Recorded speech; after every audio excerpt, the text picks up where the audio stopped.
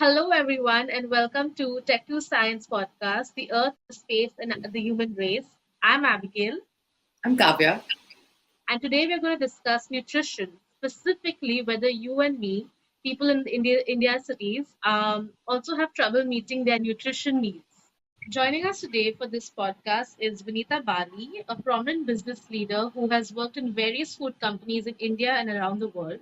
She has a special interest in nutrition, having chaired the Global Alliance for Improved Nutrition, and has worked closely with the UN to scale up nutrition efforts around the world. We also have with us Inoshi Sharma, who is the director at the Food Safety and Standards Authority of India with the Ministry of Health and Family Welfare. She heads the Eat Right India initiative and promotes the fortification of food at the national level. Thank you so much for joining us today, Vinita and Inoshi.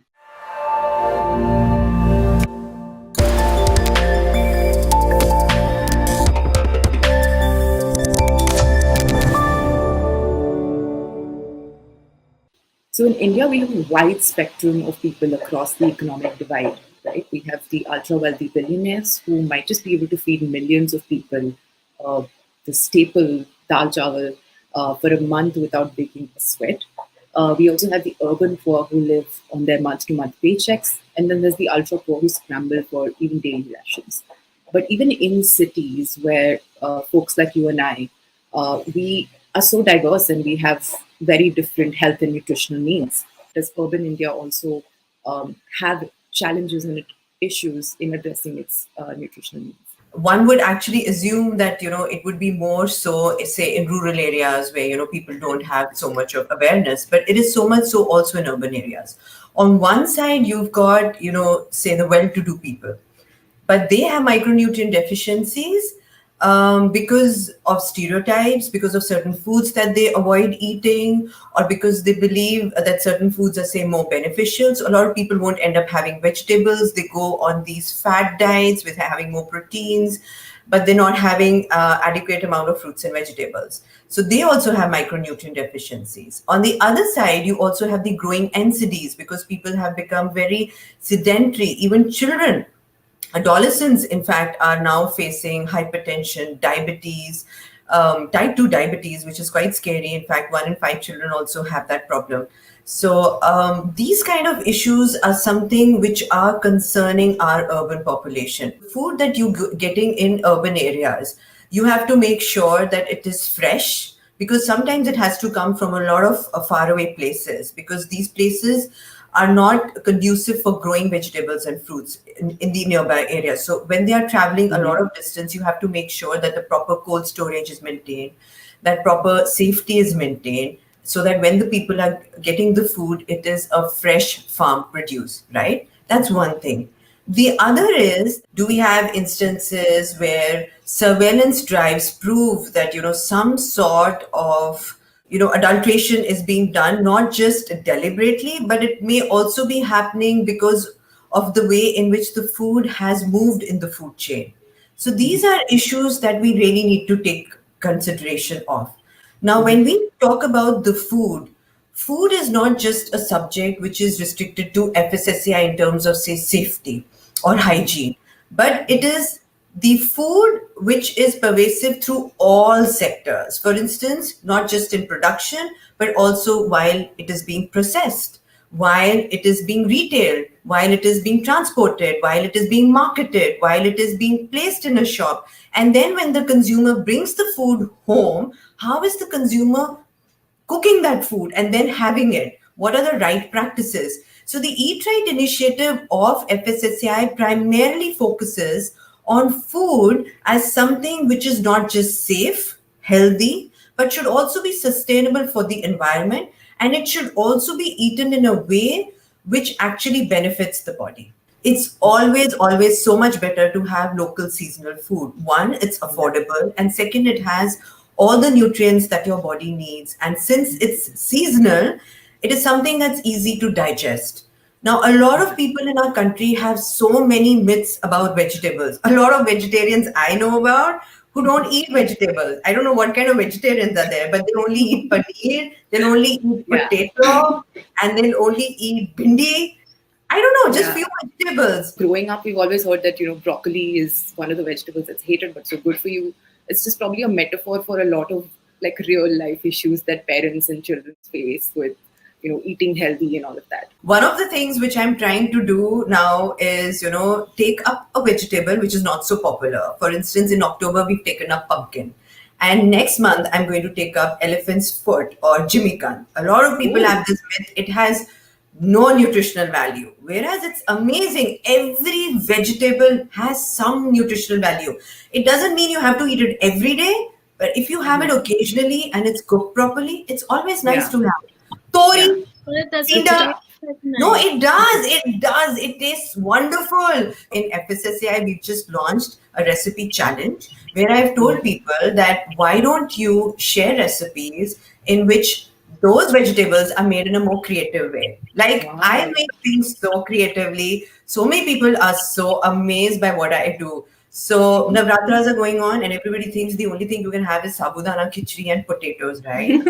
No. So today for breakfast, I had like jackfruit flour with mashed sweet potato, and I put some Ooh. peanuts and some dates, and I made it into pancakes, and I had that with peanut butter. So it's so Yummy. nutritious and gorgeous. I know it sounds So amazing. good. What Would you we'll do is consider sharing them? yeah. Sometime. We'll do that. So we will make it into a book where a lot of the recipes which all our FSSAI people, including me, will be sharing. We put it in the form of a book and we put it on our website. All unusual recipes, but based on the food which we're eating. I mean, the fruits Yeah. and vegetables which are available. A lot of people don't eat papaya. I don't know why they don't eat papaya. So what I do is I just take frozen papaya. I just take papaya. I cut it in the morning at 6. I put it in the freezer for an hour. Then I just put any form of non-dairy milk, any milk, just or even if you soak say 10 or 15 almonds or cashews and just blend it together with some raw cacao, and you put a little bit of protein shake and have it. It's amazing. She was giving us some lovely I would love to try that. recipe ideas for nutritious food Yes, that's yes, rich in I'm sure. micronutrients. Vanita, in are kids in Tier 1 and Tier 2 cities in India nutritionally healthy? Or is it only up to parents to provide like a balanced, wholesome diet, or can NGOs and food regulators also kind of support them in doing that? So you've asked me many questions in one question, and I will attempt to answer all of them. All of India is actually undernourished or malnourished. And this is a big statement that I am making.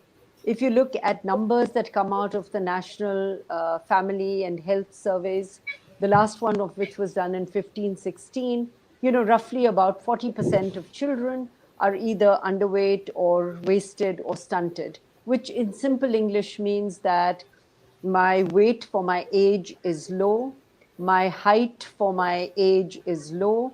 And the reason for that is just poor eating. Again, you've got to break down the causes of poor eating, and those are not very simple or easy to understand always. Of course, poverty is the biggest cause, but lack of awareness and education is another big cause. So if you look at children in school in India, almost more than 60% of school going children are deficient in iron and anemic because of iron deficiency. There was a very important landmark study done and published in the Lancet in, I think, 2008, which established for the first time the irreversible link between nutrition in the first 1,000 days, that is from conception to your second birthday, to your ability for physical growth and cognitive development. So if an underweight mother is giving birth to underweight children, and 1 out of every 3 children born in India is born underweight, then we are perpetuating this vicious cycle of undernutrition and malnutrition. So I think we have to understand nutrition in the larger context of our culture, in the larger context of our economics, in the larger context of awareness of good health and nutrition.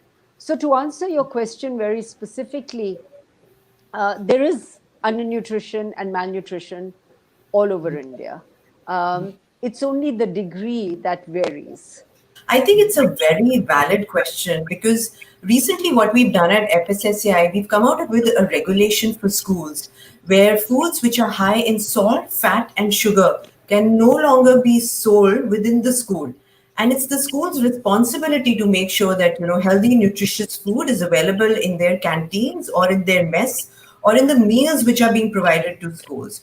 And it also places the responsibility on the food business operators or the food businesses to make sure that foods which are, again, HFSS, high in salt, fat, and sugar, cannot be sold within the school.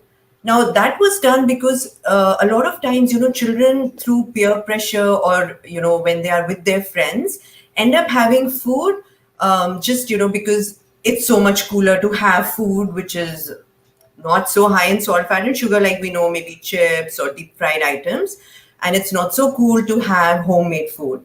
But it is also true that many times, if a choice is not available to you, for instance, if a choice is not available between a deep fried item and a healthier item, and only the deep fried item is made, and you've not brought food from home, you will end up eating it because you're hungry. So we wanted to make sure that if a child is learning about a balanced diet in their science class, they should also have a balanced diet in the mess. And then this information gets reiterated into their personal lives. Now, when they go back home, for instance, and they're again having this kind of food, then it's broken. So where does the responsibility then fall on? On parents. So some sort of monitoring to ensure that foods which are high in salt, fat, and sugar are not regularly provided, maybe as a once in a while indulgence or maybe as a family treat. I don't know. It's up to the parents how they want to do it.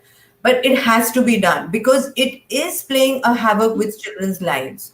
We had the recent CNS report in October 2019, and it showed alarming figures regarding adolescents both in urban and in rural areas in terms of type 2 diabetes, in terms of NCDs.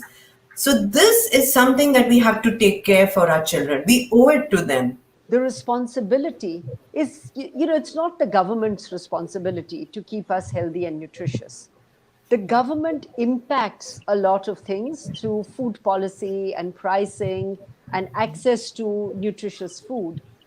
We're talking about a country where 800 million people are relying on the public distribution system for their basic requirements of grains. The task is multifold. We have to educate people. We have to increase awareness on nutrition.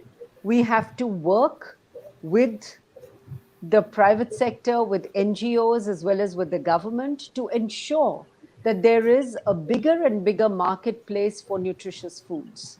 How nutrition needs are actually tracked? Like, how do we know that this much of the population is actually suffering from undernourishment or malnourishment?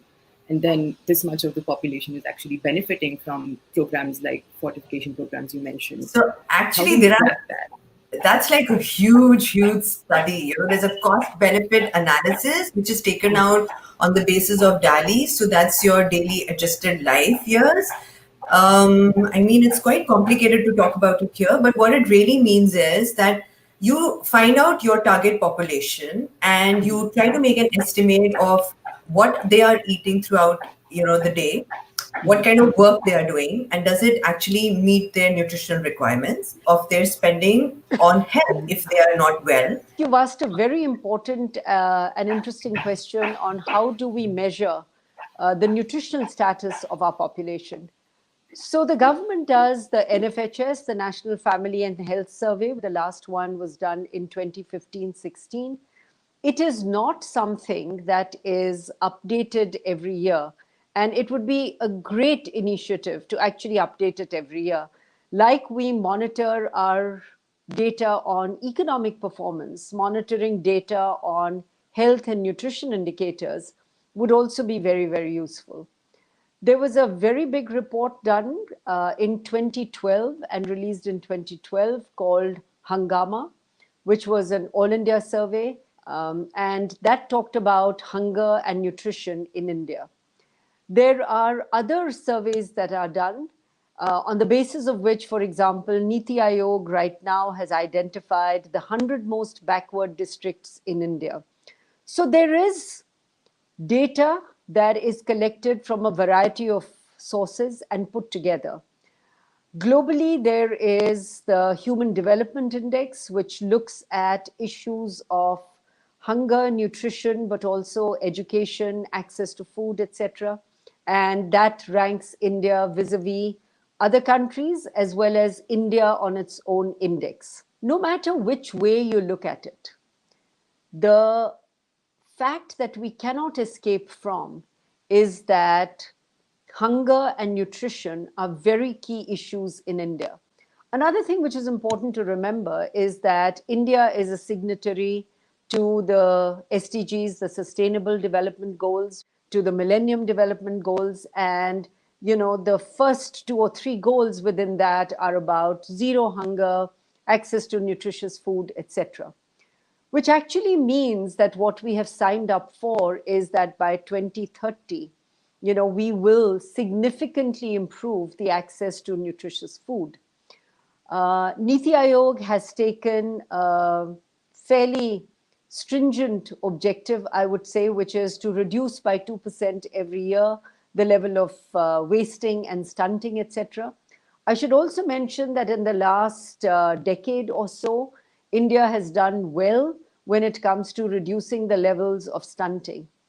However, the pandemic that we are going through right now and the experience with COVID is actually setting us back. And that's a very significant and important factor. Inoshi talked about the midday meal.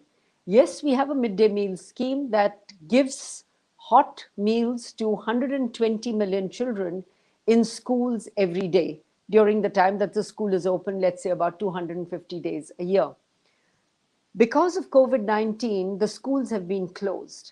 So these children who were actually assured of a hot cooked meal in school every day are not getting that. We have 1.4 million Anganwadi centers that have been designed to cater to the needs of children 0 to 6 years, as well as expecting and nursing mothers, both by way of supplements, IFA pills, as well as take-home rations. And those have also been disrupted as a result of COVID. Now, because the schools are closed, it is almost impossible to access these children. So staple food fortification actually is one of the easiest ways. It costs very little because you have to add only a little bit of these micronutrients. And if food companies, NGOs, state government, central government come together and say food that is cooked in Anganwadi centers will only be cooked with iodized salt, will only be cooked with edible oil that has been fortified with vitamins A and D. Yeah. It will not solve the entire problem, but it will certainly be one of the important solutions in the solving of the problem. So that's true. In fact, the government has a number of programs. Under the health ministry, adolescent girls are given with VIPS, which is the iron folic acid supplementation, which is the weekly tablet being provided. And through the midday meal scheme, also it is ensured that, nutritious food is being provided. Now, this is in the school. At the Anganwadi again, in the villages, food is being provided so that, these girls have sufficient levels of nutrients so that when they are expecting, their body can cope with it. And when they are expecting, again, there is the government scheme where they are being provided with iron and folic acid. Now, this is just part of it. The major part is the actual diet that a woman is having.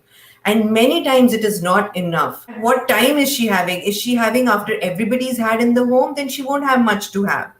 So there are a lot of things that we are working on. And that is why fortification becomes so important. That at least if she's having a staple like rice or wheat, she gets some of her micronutrients. With micronutrient deficiency, what happens is the first thing that you, notice is tiredness, sluggishness, your immunity is compromised. So you are more prone to, illnesses very frequently. And this in turn affects your productivity. That means you are losing out on that many days in which you could have actually productively contributed. we are trying to promote fortification on a large scale in the country. Already, it is mandatory to provide fortified food in programs such as the ICDS and the midday meal scheme. Even under the PDS scheme, fortified staples are being provided.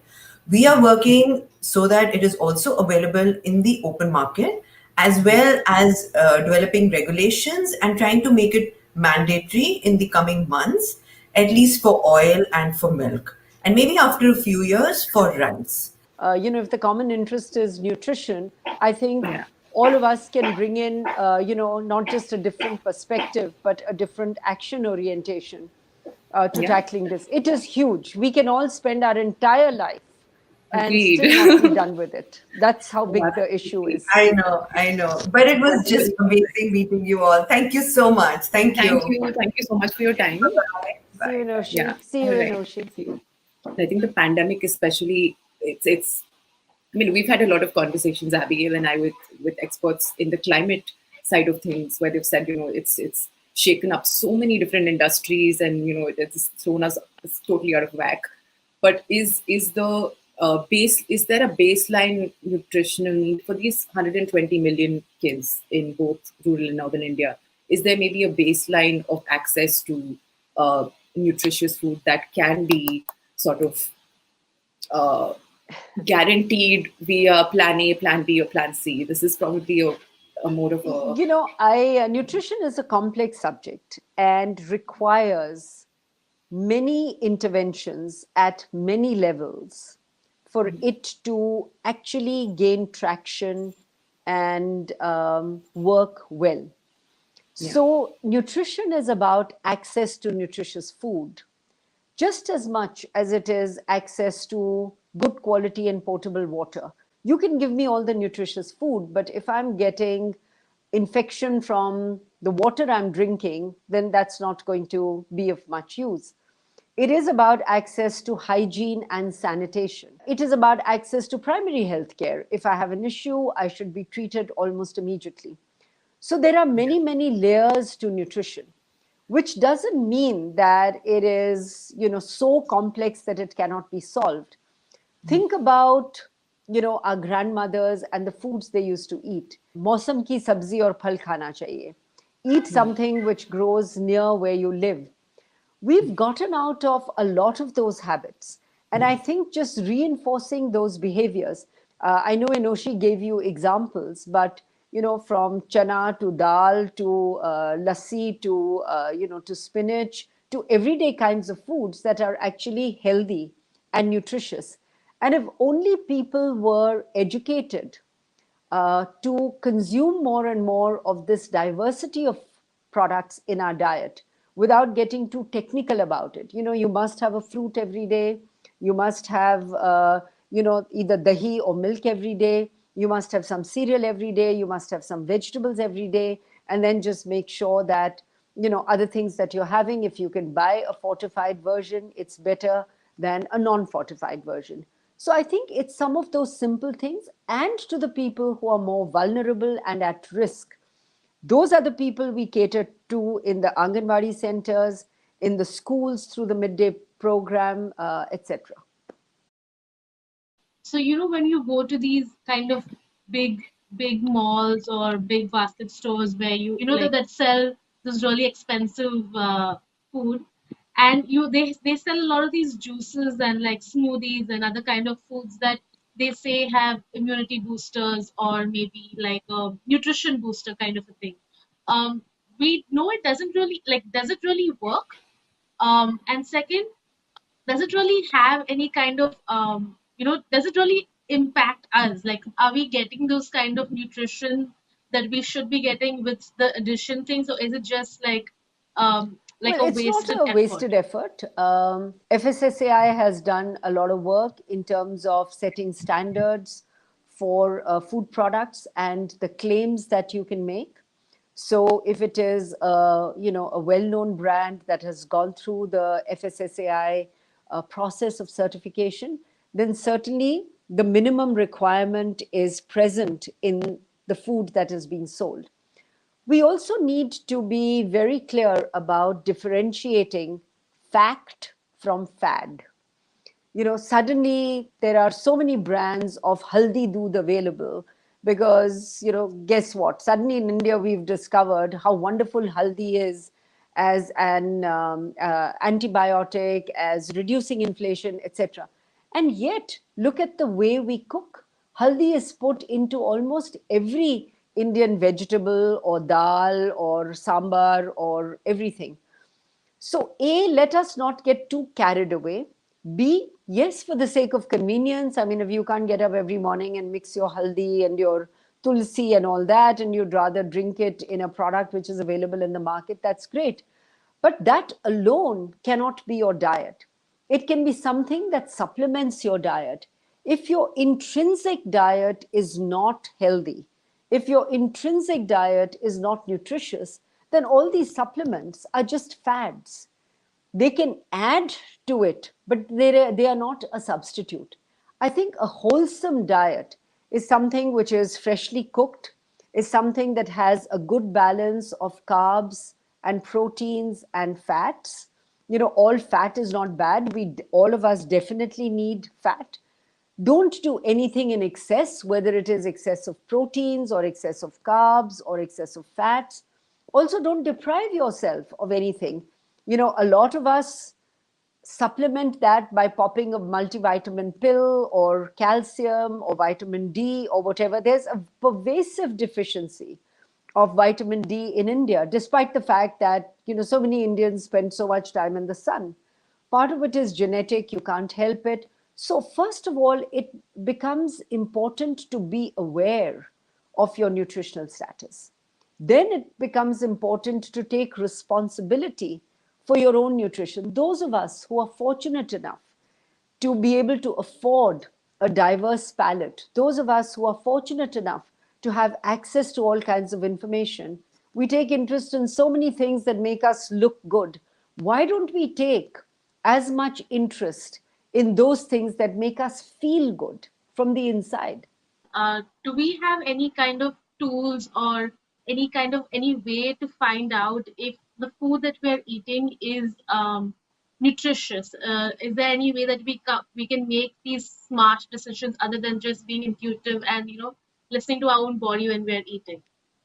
Nutrition is as much of a science as it is, great organoleptic delight, wonderful, tasty food that we all want to consume.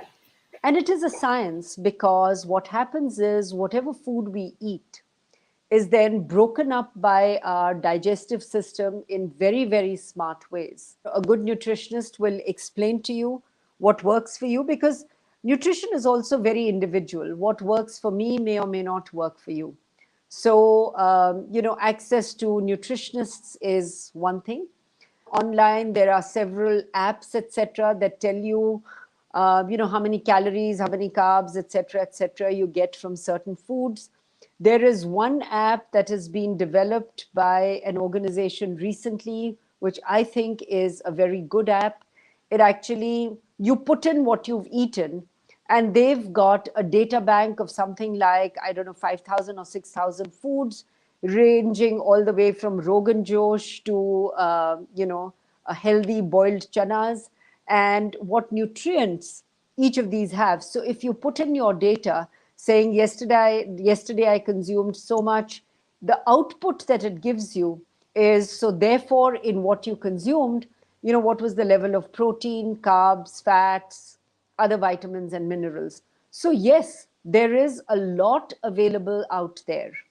Think of the human body as being this wonderful thing that starts working from the moment of conception and continues to work without a Sunday, without a weekend, without anything, till the time we have our last breath. And our responsibility to this wonderful, body and mind and spirit that has been gifted to us is to take care of it. To take care of it through food, through nutritious food, through adequate exercise, through adequate, relaxation, etc. And unless each of us takes responsibility for our own health, there is nobody who can complement or supplement that. They can give us advice, they can point us in the right direction, but ultimately it is our own behavior that determines the quality of life and the quality of health and the quality of living we experience. A This is so wonderful. lovely. Okay, super. Thank you. Thank you. Okay. Thank you so much. Bye bye. That was it from this week's podcast. Since we're coming to an end of Breast Cancer Awareness Month, join us next week where we will be talking about why it's important for both men and women to consider regular health checkups. If you have any questions for our health experts, send them over to us and we will ask them. Until then, it is Abigail and Kavya signing off. Catch you later on the Earth, Space, and the Human Race podcast.